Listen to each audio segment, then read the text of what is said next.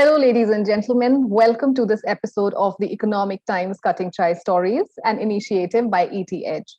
On this platform, we identify leaders and talk about their personal and professional journeys. And we also discuss about the traits, their qualities, and their thought processes that make these leaders stand out of the industry across different sectors and verticals. I'm Dimple Bajwa, your host for this session. Today, I have been joined by a very special guest who has close to 2 decades of experience and specializes in customer acquisition, operations, and supply chain. Without further ado, let me now welcome Mr. Nikhil Anand, Senior Vice President, Operations, NLB Services. Thank you for joining us, Nikhil. It is a pleasure to have you on our platform. I'm really looking forward to a great interaction with you today. Now, I would welcome Mr. Aditya Agarwal, the Head Large Enterprises Lenovo India, to this conversation. Welcome to the conversation, Mr. Agarwal. Thank you. My pleasure. We're really happy and delighted to have you here, sir. So I have a question for you both here. What are the challenges faced by the industry in 2021? Is there any innovation that we see, and how do we get prepared for the upcoming years? So I'll request Nikhil to address that first. So nice. Thank you. Challenges in 2021. I think right before this, before we started this session, we were talking about pandemic, and I think that's one of the biggest unforeseen challenge that has been faced not only by this industry but every industry out there. Not just purely technology, but I think every individual across the globe has been impacted in one way or the other, has lost their dear ones in one fashion or another, and they are that has changed. And of course, when it started in 2020, it was people were hoping that something's going to change towards the end of the year. There was a light at the end of the tunnel. People were almost hopeful that, and it did seem like that. It did seem towards the year end and the first quarter of 2021 that it's over, it's done. We are the pandemic is behind us almost. And this was, while that glory, people were trying to enjoy that moment, it kind of hit again right in the beginning of April, and the devastation that it caused was enormous. Some of the very some of the challenges, and I'm Mr. Aditya, please feel free to chime in wherever you think, but I think one of the biggest challenges from where we see it is one is the manpower availability. With this pandemic, what has seriously changed is a consistent availability of manpower for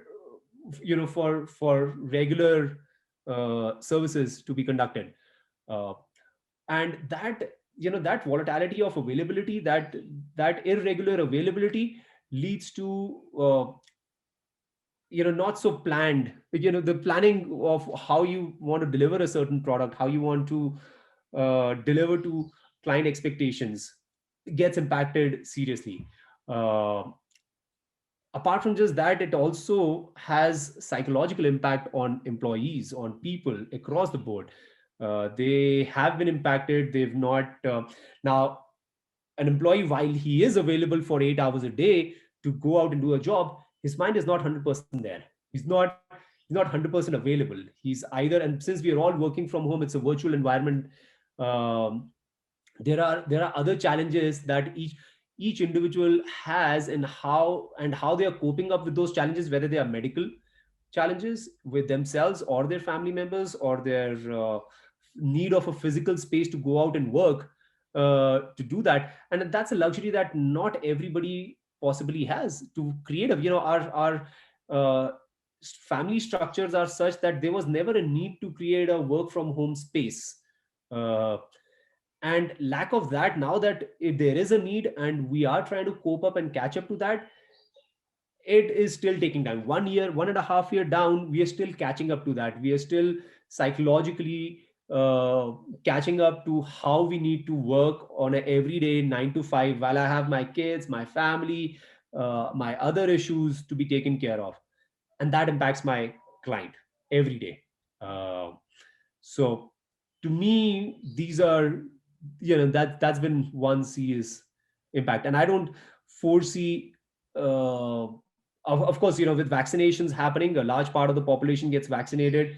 We might overcome these challenges in few months or whenever that time is, but it's so unprecedented that nobody really knows. I can't really uh, comment. I can't write it on stone and give it. It's just wait and watch. But hopefully, with the large population getting vaccinated, we might be able to overcome these. But 2021 will still be a tough year for a lot of us. Innovation. I think the more and more utilization of cloud platforms, and there is a serious need for workforce management tools that are cloud based and also have ability. There are tools out there, but they still need a whole lot of refining, because while those tools do exist, they, as an organization,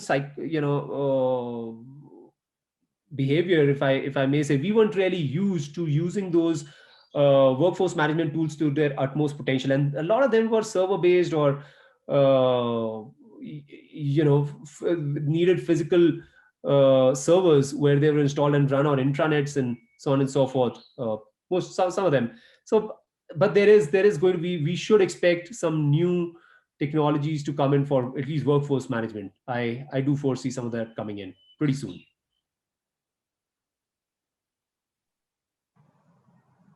Thank you, Nikhil. Aditya, your thoughts on the same? Yes, I think what Mr. Nikhil said resonates true. The complexion may change across companies, but it is true. So let's talk about availability. Like he talked about availability, and there are industries which are people intensive, and that leads to a scarcity of the right people. In our case, the availability comes down to, let's say, spare parts, the products, the supply chain, right? Because we are a supply chain intensive company, and that is where availability and kills us. And really it's the predictability, right? So you don't know when is something happening or not happening. So for us, the challenge has been to manage this whole piece, and where it affects us, and where we have when last year when the pandemic happened, and I say this often, it was just like the lights went out, and suddenly there was no torch, and there was no manual on how to navigate, right? You had nothing, and it was an event that was unprecedented. People suddenly shifted to homes, there was a lockdown, and initially we struggled to support our customers, but then people rose up to the occasion, and that is where innovation comes in. I've seen so much innovation happen, whether it's medical or companies, so much small innovations which have happened, which have helped us. So for example, when during early days, when customer support was tough, once we got our bearings, we started opening up to other brands, saying that, hey, if you have a simple issue with another brand, maybe we can help you even there. Or someone had a bright idea saying that, why don't we have mobile vans where we send near our customers, and if they have a problem in the PC, right, they can go and fix. I know of customers who use desktops, right, who had to actually carry desktops, where people had to carry desktops to the employees' homes, right, because that is what they were working on. So it has been challenging, and the second wave has, while people are more prepared, I think it's been a stronger knock on the stomach.